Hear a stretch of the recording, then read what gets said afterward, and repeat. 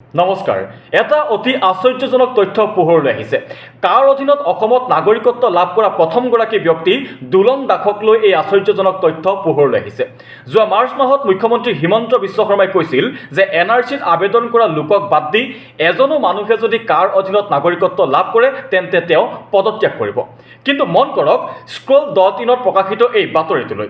অসমত যিগৰাকী দুলন দাসক নাগৰিকত্ব প্ৰদান কৰা হ'ল, সেই দুলন দাস বাংলাদেশৰ পৰা অসমলৈ আহিছিল 1988 চনত। দুলন দাস বৰ্তমান শিলচৰৰ বাসিন্দা। তেওঁ পত্নী আৰু দুটা সন্তানৰ সৈতে বসবাস কৰে শিলচৰ টাউনত। আৰু এই দুলন দাসেই যোৱা বুধবাৰে নাগৰিকত্ব লাভ কৰে।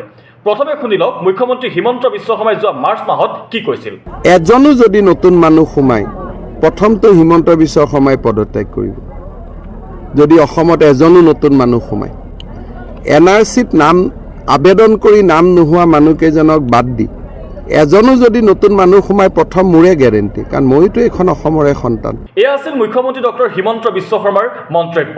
এই মন্তব্য আছিল যোৱা মাৰ্চ মাহৰ। কিন্তু NRCত আবেদনৰ প্ৰক্ৰিয়া কি আছিল? NRCত সেইসকল লোকে আবেদন কৰিব নোৱাৰিছিল যিসকল লোক অসমলৈ 1971 চনৰ 24 মাৰ্চৰ পাছত আহিছিল। অসম চুক্তিৰ আধাৰত এই NRC প্ৰস্তুত কৰা হৈছিল।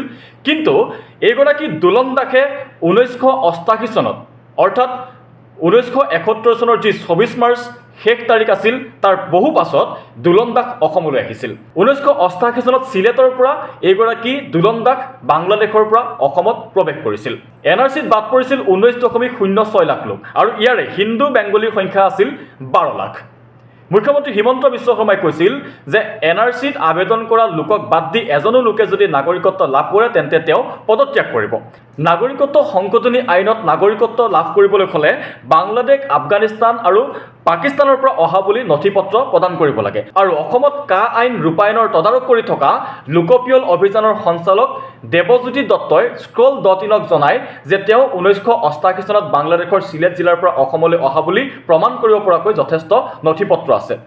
দুলন দাসক আবেদনত সহায় কৰা শিলচৰৰ অধিবক্তা তথা বিজেপিৰ সদস্য ধৰ্মানন্দ দেৱে স্ক্ৰলক জনায় যে কাত আবেদন কৰিবৰ বাবে দুলন দাসে 1983 চনৰ পিতৃৰ মাটিৰ কাগজ জমা দিছিল, যিখিনি মাটি তেওঁৰ পিতৃয়ে 8,000 টকাত আব্দুৰ ৰৌফ নামৰ এজন ব্যক্তিৰ পৰা ক্ৰয় কৰিছিল। এয়া হৈছে অসমত নাগৰিকত্ব লাভ কৰা, নাগৰিকত্ব সংশোধনী আইনৰ জৰিয়তে নাগৰিকত্ব লাভ কৰা প্ৰথমগৰাকী ব্যক্তি দুলন দাসক লৈ এক চাঞ্চল্যকৰ তথ্য। মুখ্যমন্ত্ৰী হিমন্ত বিশ্ব শৰ্মাই স্পষ্টকৈ কৈছিল যে NRCত আবেদন কৰা লোকক বাদ দি এজনো মানুহে যদি কাৰ অধীনত নাগৰিকত্ব লাভ কৰে তেন্তে তেওঁ পদত্যাগ কৰিব। কিন্তু 1988 চনত অহা দুলন দাসৰ NRCত কোনো কাৰণতে নাম থাকিব নোৱাৰে, কাৰণ 1971 চনৰ 24 মাৰ্চৰ পাছত অহা কোনো লোকে NRCত আবেদন কৰিব নোৱাৰে বা তেওঁৰ নাম আহিব নোৱাৰে। গতিকে দুলন দাসৰ NRCত নিশ্চিতভাৱে নাম নাই। তেন্তে NRCত নাম নথকা দুলন দাসে কেনেকৈ অসমত নাগৰিকত্ব লাভ কৰিলে? সেইটো হৈছে এই মুহূৰ্তৰ আটাইতকৈ ডাঙৰ প্ৰশ্ন। মুখ্যমন্ত্ৰী ডক্টৰ হিমন্ত বিশ্ব শৰ্মাই যি কথা কৈছিল, সেই কথা আজি মিছাত পৰিণত হ'ল। ইয়াৰ পাছত মুখ্যমন্ত্ৰী হিমন্ত বিশ্ব শৰ্মাৰ প্ৰতিক্ৰিয়া কি হ'ব? ইয়াৰ পাছত মুখ্যমন্ত্ৰী হিমন্ত বিশ্ব শৰ্মাই তেওঁ কোৱাৰ দৰে পদত্যাগ কৰিবনে?